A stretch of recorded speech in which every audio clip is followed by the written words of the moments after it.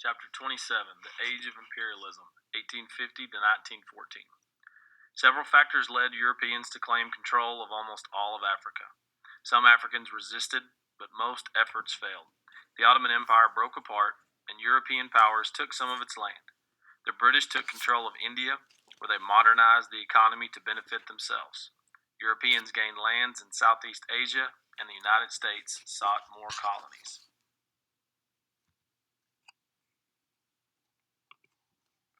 In the early 1800s, European nations had just a toehold in Africa, holding only areas along the coast.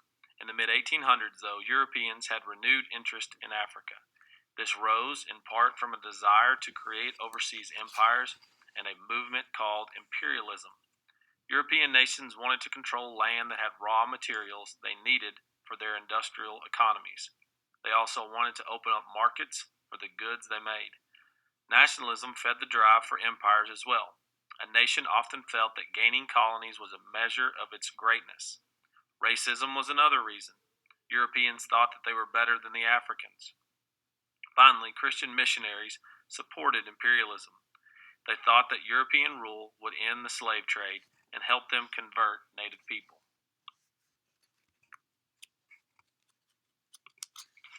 As a result of these factors, the nations of Europe began to seize lands in Africa. Technology helped them succeed. Steamships, railroads, and telegraphs made them able to penetrate deep into Africa and still have contact with their home country. Machine guns gave them a weapon of far greater power than any African people possessed. Finally, the drugs that were introduced by the Europeans gave doctors a weapon against malaria, which struck Europeans. They were also helped by the lack of unity among African people. The competition for African land, called the Scramble for Africa, began in the 1880s. The discovery of gold and diamonds in Africa increased European interest in the continent. So they would not fight over the land. European powers met in Berlin in 1884 through 1885, and they agreed that any nation could claim any part of Africa simply by telling the others and by showing that it had control of the area. They then moved quickly to grab every bit of land in Africa they could. By 1914, only Liberia and Ethiopia were independent of European control. The Europeans began to build plantations where they grew peanuts, palm oil, and rubber.